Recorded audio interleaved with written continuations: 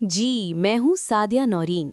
आज हम आपके लिए लाए हैं किम फिल्बी का 5वां किस्त, जिसमें हम देखेंगे कि कैसे किम फिल्बी रूस और MI6 के दरमियान फंसता है और वो क्या करता है।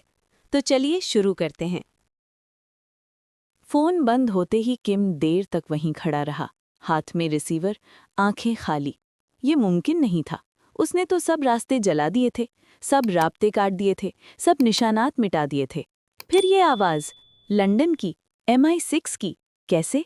वो समझ गया था, किसी ने बेचा है, या किसी ने कभी छोड़ा ही नहीं था। उसी रात उसने खिड़की से बाहर देखा। बर्फ गिर रही थी, सड़क खाली थी, मगर उसे मालूम था अब वो अकेला नहीं है। अगले दिन उसे तलबी मिली, वही सुरमई इमारत, वही राहदारी, वही सर्द चेहरे। मगर इस बार माहौल में सख्ती थी। सामने बैठे अफसर ने बगैर तमहीद के कहा, हमें पता है तुमसे राब्ता हुआ है। किम ने चौंकने का ड्रामा किया। किसका? वो झुका। लंदन का।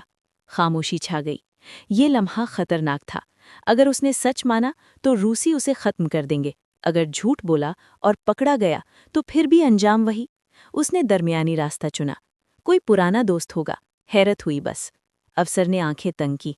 दोस्त या मालिक? ये लफ्ज मालिक दिल में तीर बनकर लगा। अफसर ने फाइल बंद की। हम तुम्हें टेस्ट करेंगे। किम समझ गया। अब वो सिर्फ मशकूक नहीं था, अब वो मुशाहिदे में था। हर कदम पर नज़र, हर कॉल पर कान, हर मुलाकात पर साया। और इधर MI6 खामोश नहीं बैठा था। लंदन में एक खुफिया मीटिंग हुई। बंद कमरा, बंद पर्दे, बंद फोन। एक अफसर ने तस्वीर मेज पर रखी, किम फिल्बी की, और कहा, हमें इसे वापस चाहिए, जिंदा या खामोश। ये लफ्ज खामोश। सब समझ गए। प्लान तैयार हुआ, रास्ते बने, एजेंट्स मुंतखब हुए और हुक्म जारी हुआ। मॉस्को के अंदर ये खुदकुशी थी, मगर गद्दारी का बदला हमेशा महंगा होता है। इधर किम को ये सब महसूस हो रहा था। वो सड़क पर चलता तो उसे लगता कोई पीछे है, वो बैठता तो लगता कोई देख रहा है, वो सोता तो लगता कोई सांस सुन रहा है। वो अब शक में जी रहा था, और शक पागल कर देता है। एक रात वो बार में बैठा था, ग्लास सामने, वोडका आधी, दिमाग भरा हुआ।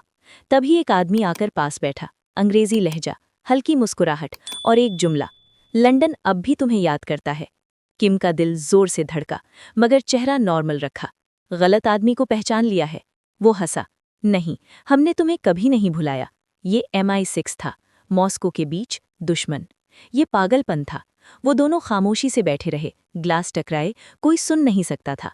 वो आदमी झुका और आहिस्ता कहा, वापस आ जाओ, सब माफ, नई जिंदगी, नया नाम।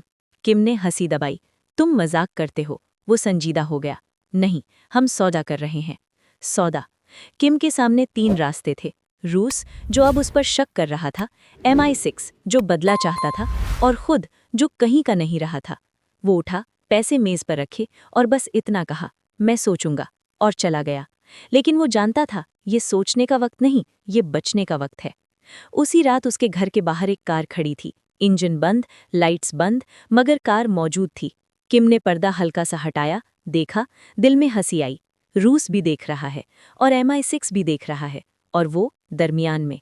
ये वो मुकाम था जहां अक्सर लोग टूट जाते हैं, चीखने लगते हैं, मान जाते हैं, मर जाते हैं। मगर किम फिल्बी वो टूटने वालों में से नहीं था। उसने बैग निकाला, पुराना कोट देखा और एक नया पैगाम लिखा।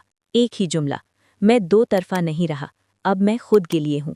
और वो जानता था, अब जो होगा वो तारीख होगा या खून।